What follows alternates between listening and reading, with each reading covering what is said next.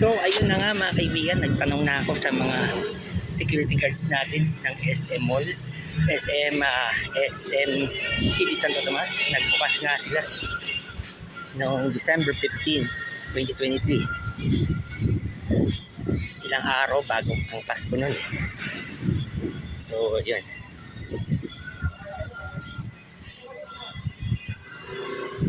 Wala pang December 25 siguro, no? Wala pang December 25, 2023, Christmas Day. So yun, naitanong ko lang, suggestions ko lang sa mga guards. Nagbukas nga sila noong December 15, 2023, nakaraang taon.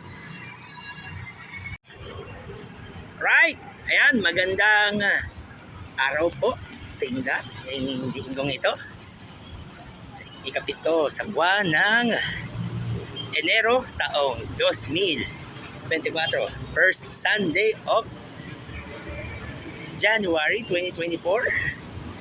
Andito po ako ngayon sa SM City Santo Tomas.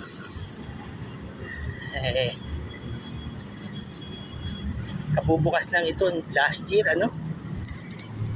bago magpasko no. Sabi nung pa to, 15 ng Disyembre nagbukas ang SM City Santo Tomas. Ayan, tingnan nyo. Alright, ayan.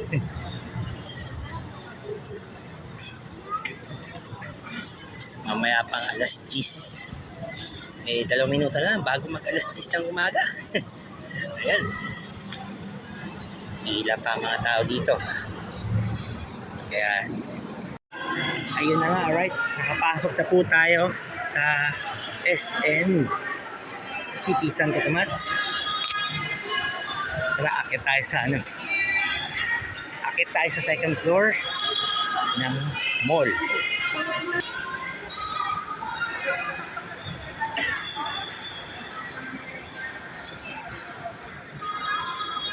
Morning.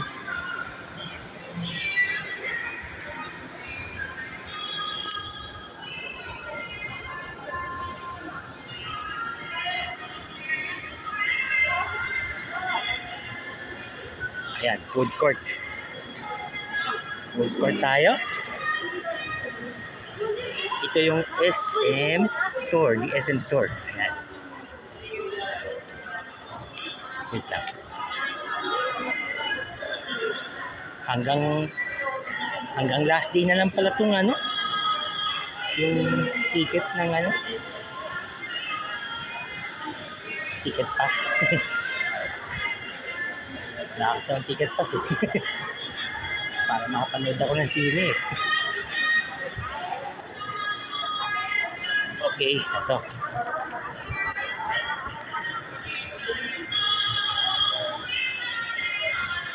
Cyber Zone.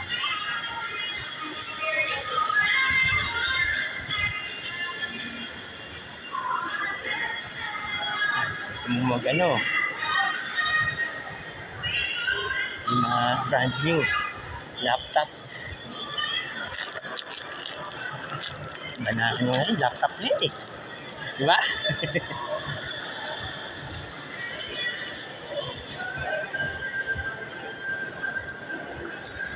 Tapos na ang Christmas, pero naka-display pa rin ang ibang mga Christmas decoration. Ayun. Silip tayo sa taas.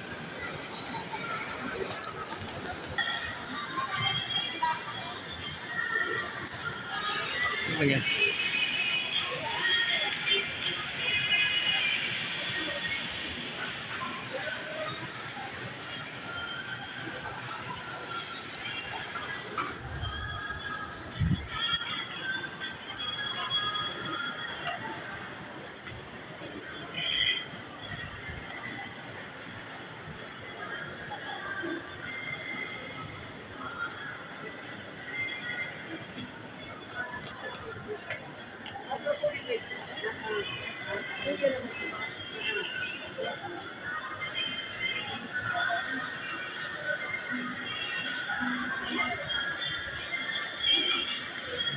Laki.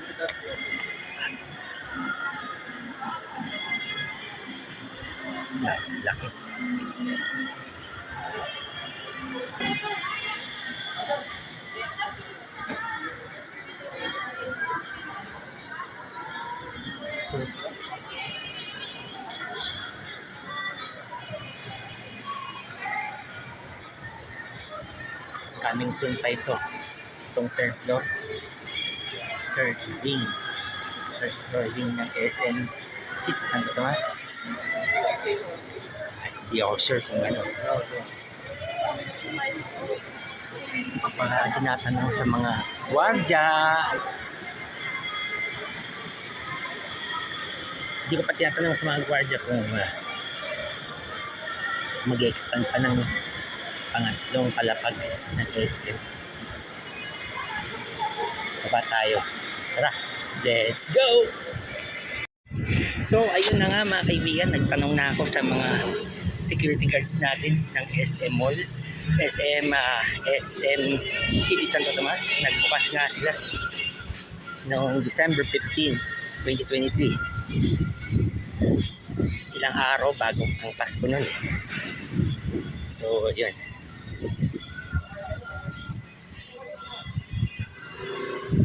Wala pang December 25 siguro, no?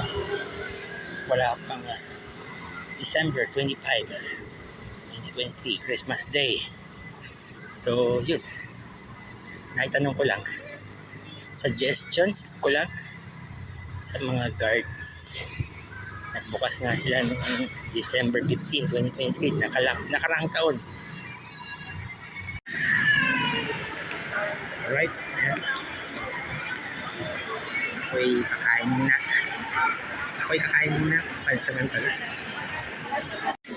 So ayan mga kaibigan, dito na po nagtatapos ang aking for the content today. Ayan, bagong taon, bagong content.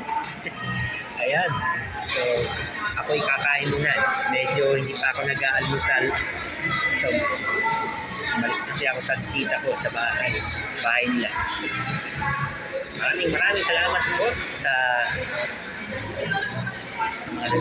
mga nagtangkilig. Maraming salamat po sa lahat po ng mga nanonood. I-subscribe lang po sa aking YouTube channel na Mondre TV. At huwag kaliligtaan ng i-click ang notification bell para mas laging update. Maraming salamat po and happy 3 Kings po sa inyo lahat.